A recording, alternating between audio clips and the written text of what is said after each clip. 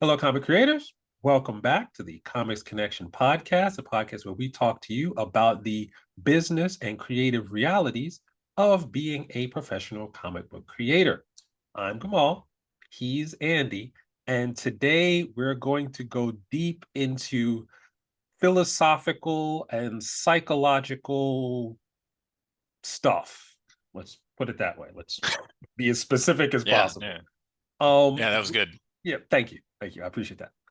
We're going to actually be talking about three different types of pushback that comic book creators inevitably are going to have to face and deal with and manage no matter what type of comic book career you're planning to have. So we're talking specifically about criticism, rejection, and indifference. Now, the way we're going to define these three things is criticism being, any kind of negative feedback on work, creative work that you have done in any aspect of comics. Where rejection is the full-on, whoever you're trying to pitch this story to, you're trying to get work from, they simply tell you they do not want you for whatever it is that their needs are. And indifference being kind of the polar opposite of that, where no one says anything about your work one way or another. It's almost like you never did anything in the first place, even though you might have spent months or years of your life developing this particular project. Now, in the broader sense, those are the definitions that we're working with. But if you're a comic book creator, depending on the type of work that you're doing and the type of book you want to get out into the world, you might have these things might actually manifest themselves differently. So if you're a freelancer, then your criticism might come during your portfolio reviews or when your book actually comes out and people start to, ingest it and offer their opinions one way or another. Indifference might just be your submissions into various publishers, but you don't get any response at all. But if you're a creator-owned individual, your rejection may come in the fact that you keep giving pitches to publishers and publishers keep coming back and saying, this is not the book that we want. But rejection from an independent side is you actually put the money and the time and the creative energy into a book, and the book doesn't sell. The retailers don't pick it up for whatever reason, or the people that you're trying to sell it to don't buy it.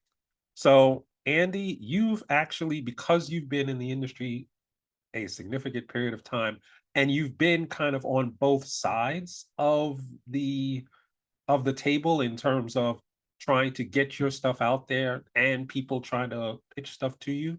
Can you talk a little bit about your experiences with each one of these concepts? Criticism, rejection, Yeah, and indifference? yeah. So criticism, and I'll push back a little bit on your definition and say criticism can also be positive. It doesn't have to be negative. Okay, fair. Uh, so you can get really positive feedback from somebody that's doing a critique. But I think of criticism as like I'm presenting the work and I want feedback. And you Mhm. can get criticism if you just submit something and it gets rejected or accepted. There might be an aspect of that with it, but generally, like if you go to a portfolio review, I mean, sure, it'd be great if somebody offered you a job on the spot, but you're not applying for a specific job. You're not saying, I have this project, I want you to publish it, yes or no. You're Mhm. saying, I'm working and I'm still building my skills. Do you have any feedback for me so I can grow? Mhm. Right.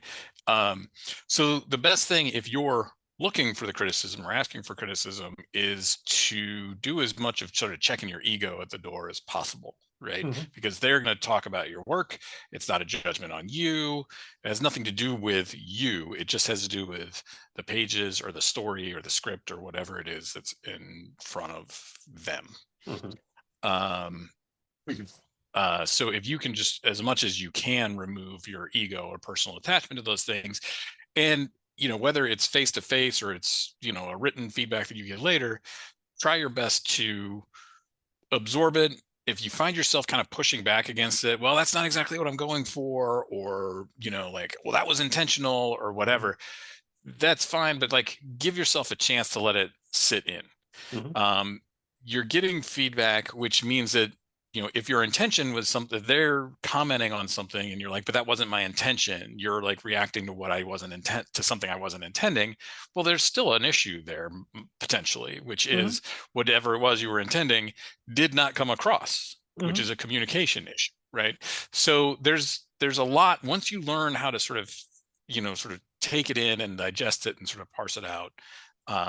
And then you learn, like, can I do this better? Can I, can I make this stronger? Does this advice really apply? Does it not? And again, just take that personal thing out. They're not being a jerk. I mean, Mhm. there's a way to give critiques where you are being a jerk. Hopefully Mhm. you're not getting those. On the flip side of that, as a person giving a critique, I have a pretty simple sort of, you know, kind of 3-point process that I generally try to do. The first is I try to find something overall positive to say so that, hey, at least this thing works. Mhm. Right? Like, at least he likes the color blue, Mhm. or whatever it is. And then if there's something that I think really does need some work, I'll talk to that Mhm. a little bit about, here's what I got out of it, here's what I think you're going for, here's what's not connecting for me or why it's not coming across. And so you can kind of analyze that. And then I try to offer up a possible solution. And when I offer up a possible solution, I try to make it very clear. I'm not suggesting that you should do this. I'm not trying to write your project for you, or I'm not trying to draw your pages for you, but this is something that could help. The reason I do that is because very rarely is that the solution that a person uses, but sometimes it helps to have something to go, oh, I see what you're like. I see why you're saying that, but I could do this thing instead. And then you're kind of making it yours and getting it across. So Mhm. I also try to be polite. Mhm. I try to make sure it's not personal when I'm giving feedback. And so if you're in a position to give feedback, I recommend sort of using that sort of approach to it. It seems to work very well. I very rarely have people getting angry at my feedback. It does happen sometimes, but that's just, that's critique. Mhm. um and we do a lot of that in Comics Connection or in Comics Experience courses and that sort of Mhm. stuff. So I do quite a bit of that. For rejection, that is something where you are asking specifically, like I want you to, get involved in this or financially invested in it or Mhm. what have you. um so that carries a lot more risk with Right. it. So when you're submitting a project for publication, there are 1,000 reasons why a publisher might say no. There Mhm. are only a handful why they would say yes. We at CEX, we try to make sure we get back to everybody that submits. We don't take a lot of submissions, and this is kind of why, because we Mhm. actually do respond to everybody. Um, but yeah, again, in terms of giving a rejection, you just try to be as gentle and polite as possible. I also try not to give too many details. I used to Mhm. kind of say, here's kind of why it doesn't work for us. It's a genre we don't do very well, or it's, we don't have the marketing support for it, our title counts are too many or whatever. And that just gives, what I've found is that gives people the reasons to argue. Right. So I have generally cut that down and just said it's not a good fit for us at this time, and just kind of leave it at that. But I still try to be polite. I thank people for giving us the opportunity to review it, that kind of thing. In terms of somebody who has submitted plenty of pitches and projects and that sort of thing, and gotten plenty of rejections, I've also gotten some acceptances, which is nice. But they hurt. Like, there's kind of no way to get around that, because you generally have put yourself out there. Like, this Mhm. is your work, and to some level it is personal. As much as I was saying, like, try to keep your ego out of it, that advice applies here. It's just difficult to do that. Mhm. um so, if you find that you're hurt or you're angry by a rejection, don't reply to that email right away. Mhm. Like, maybe give yourself a day or two to just kind of like chill out on it. Again, it's in all likelihood not at all personal. Often you won't know the person at all who's rejecting it.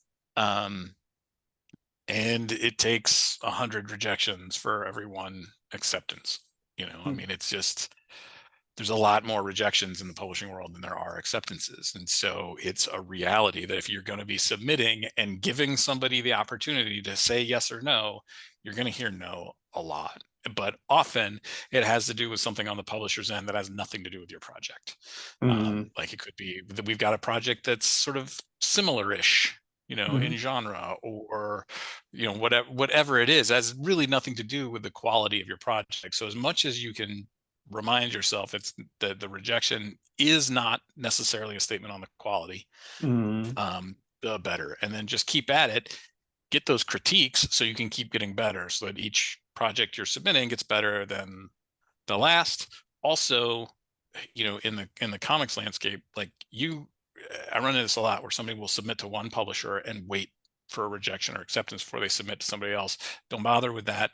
Submit to the publishers you think you'd want to be in business with, or you think would like the project. Don't just hit every single publisher under the sun. Like, be Mm-hmm. targeted about it, but you can submit to multiple publishers at the same time, because talking about Indifference, you're probably not going to hear one way or the other from most of them.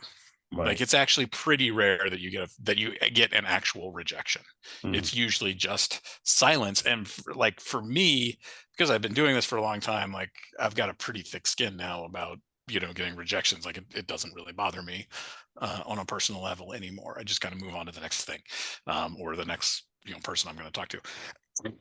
But hopefully I can learn something from it. But it's the indifference thing that still kind of irks me. Like, I took the time to put this all together. You opened up your submission, or you said, yeah, go ahead and send it. I feel like some response would be just sort of professional courtesy, which is, I believe that when I'm submitting something. So when something's submitted to me, I try to make Mm-hmm. sure I give it back. But there's a lot of that. There's a lot of just not hearing back at all.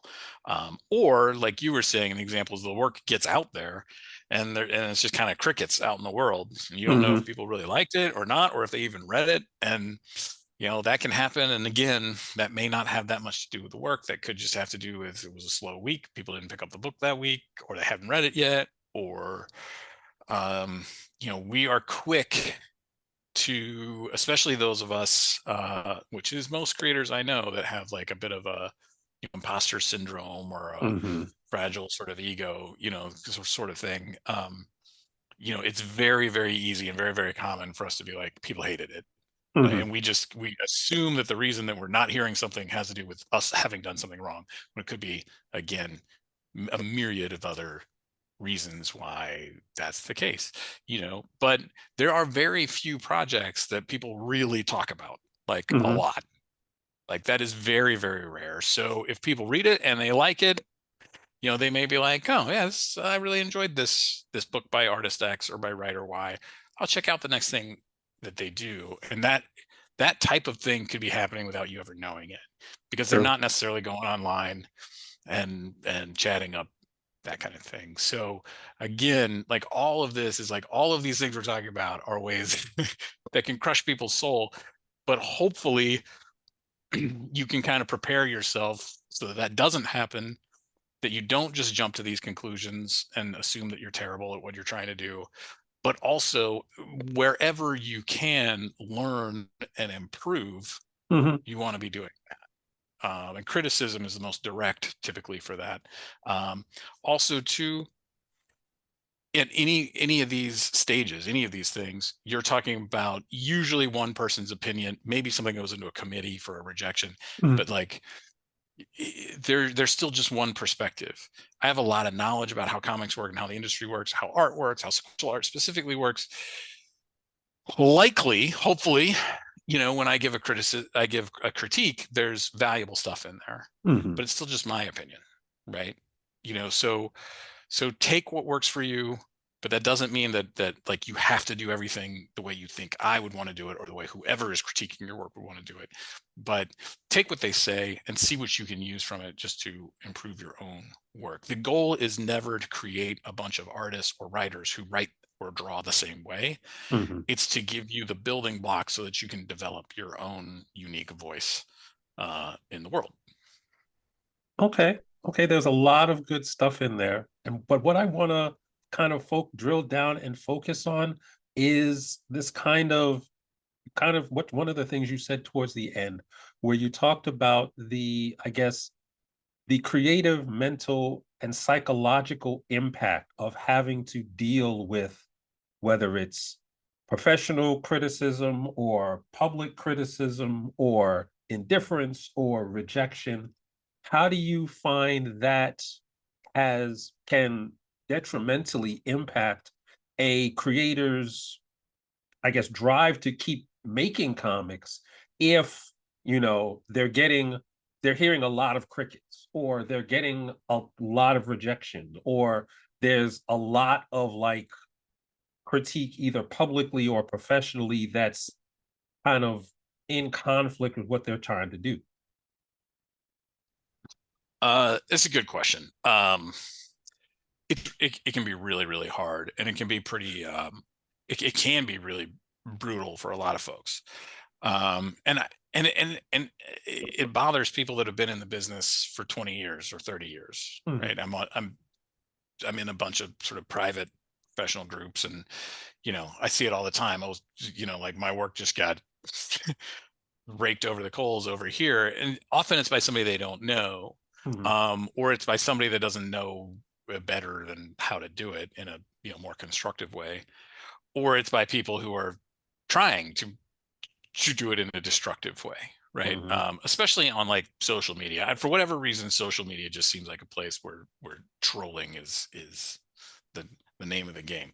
mhm, Um, One of the things that I do is I stay off social media. I don't particularly enjoy most social media. I have other places where I interact with folks a lot. Um, I'm on it a little, but I kind of jump on and see a few things and then jump off. Usually it mhm, doesn't take long before I hit something that just makes me feel like whoever wrote that was a jerk, and then I mhm, leave because I don't want to be hanging out with jerks. mhm, So, mhm, so there are active things like that that you can do to sort of save yourself some of that pain by just avoiding it. mhm, Um, I actually recommend that to a lot of professionals. The pushback I usually get is I feel like I need to be on social media to promote my work and that sort of thing. Um, you'll talk to different people, will give you different answers, but in my experience, the amount of time people spend on social media versus the amount of followers and people who actually buy their books that come out of it is not an equation that makes much sense. mhm, Um, mhm, but um, but yeah, so I would kind of, I wouldn't say like, hey, only lean into people that love your work. mhm. Like, my mom loves everything I do. It's great. Thanks, mom. But that doesn't mean I should just be like, well, then I'm awesome because my mom likes it. But it doesn't hurt, when people do respond positively to your work, to let yourself like soak that in a little bit too. Don't just soak in the negatives. I used to work with a lot of artists that would, there'd be, people be raving about their art, but one person would nitpick a hand, Mhm. and that was all. It was like that was the only thing that they saw, and it was like 10,000 people said it. Yep. So trying to temper, how much of that you let in and how much you let it build within in you, but also build yourself an actual network of friends and colleagues. People are either, if you're trying to break in right now, other people are trying to break in. If you're kind of newer in the industry, you've got a couple things that have come out.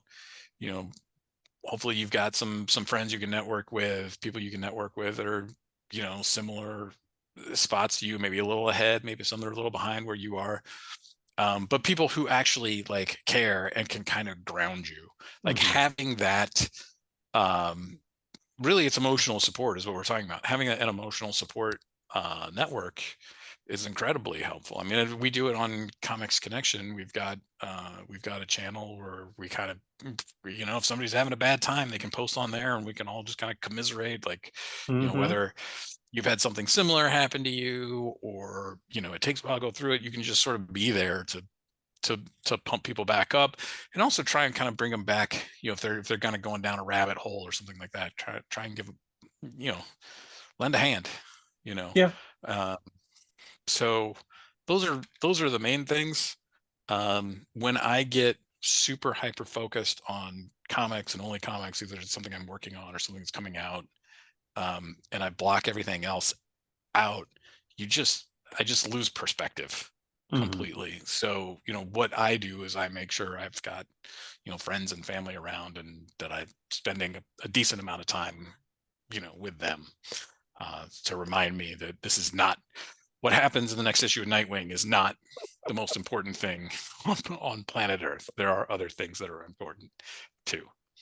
Um, well, since I haven't read an issue of Nightwing in like a decade, I'm gonna have to actually agree with you. But the way that I usually, because as someone who has actually put out some fiction and put out some nonfiction of my own, I do 100% identify with the idea that I could get 20 reviews and 19 of them could be 5-star reviews. And if I get 1 3-star reviews, somehow I've forgotten instantly all of the other like positive reviews, which doesn't make logical sense. It doesn't make practical sense, but that is what happens. And I think there's a there is a tendency, there is a unfounded tendency for comic creators to kind of be looking for this universal acceptance. And universal acceptance isn't really a thing. There is nothing that everybody likes. Even if a lot of people, even if it might be the quote unquote most popular thing, that does not mean everybody liked it.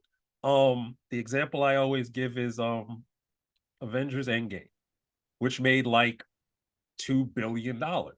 But if you break that down in like ticket sales, that's only like 400 million people, right?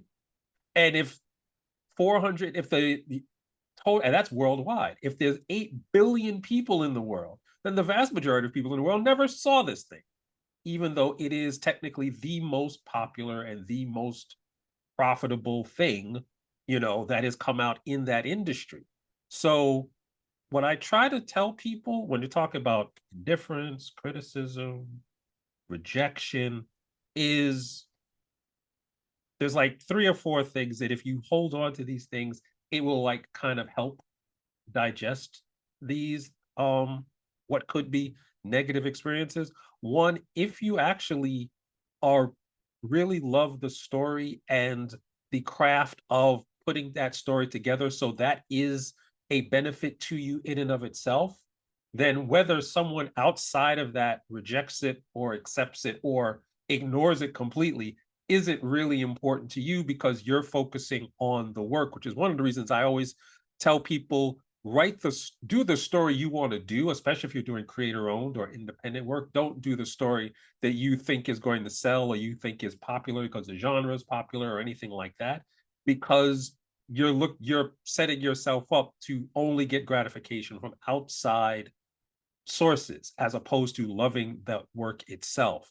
The other part is to kind of, like you said, expect pushback from certain points or expect the void, nothing to happen at certain points and make that a part of your process. You probably read the book On Writing by Stephen King, where when he got, because as he was coming up as a writer, he had to send out a lot of like pitches to like magazines and stuff back before the internet. And someone went through the trouble of writing him a letter, putting it in an envelope, mailing it to him to reject him. And this happened hundreds and hundreds of times. And what he said he did was because he was living in a small space, because he was a writer, he was just starting out, he had a bunk bed and he would nail the rejections to the ceiling of over his bed. So that at a certain point, he had the hundreds and hundreds of these rejections just nailed to the ceiling, which kind of sounds like the beginning of a Stephen King movie because it sounds like he's just going to go Sure insane and does. murder all the publishers who sent the rejections. But he kept on writing and got through that process. And that was part of his process, getting rejected and understanding that rejection. And I think a lot of it comes down to especially when we talk about marketing, a lot of negative criticism, especially when you're talking about the public, negative criticism, rejection, or indifference comes from the fact that you are putting your project in front of the wrong group of people. Every project That's a has, really good point. Yeah, yeah, that's a every really good project point. has its audience. And if you take the perfect project for the right audience and put it in front of the wrong audience, you are going to get negative feedback. If you take a historical rom-com and you send it to, like, I don't know, Coffin Comics or a publisher that only does like horror books, they're going to reject it. Not because of the quality of your book, but because that's not what they do. It's kind of what you were saying before.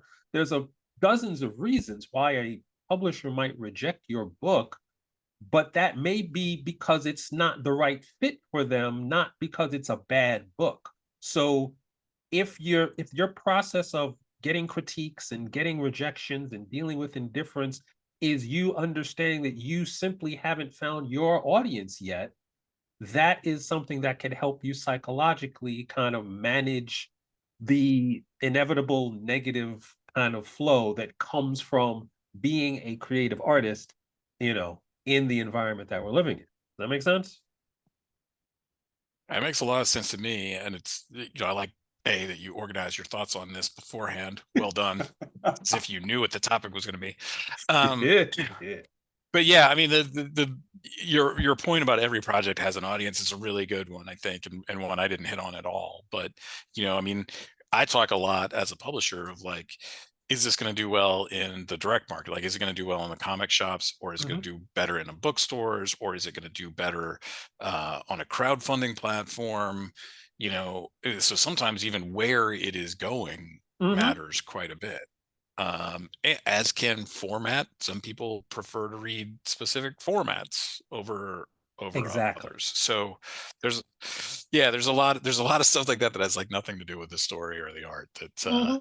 that that could matter. And a lot of it's, I mean, until you've done a few projects, a lot of it's really guesswork. I mean, you can look at other projects that are out there and go, I think this is most similar to maybe these three, and they did well in these places with these audiences, and you can do your best to kind of Mhm. shoot there.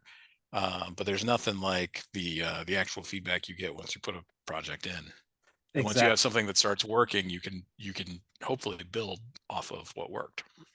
Exactly. Exactly. And the other thing that may have a lot to do with it is who it is that you're targeting in terms of your generation, what outside factors are going on that have nothing to do with your book, but they are part of the cultural landscape when your book comes out. It could also be an issue of timing. Like if you have a Halloween book and you put it out in February, well, okay, not going to have the same kind of response that it would have if you put it out in September or October. So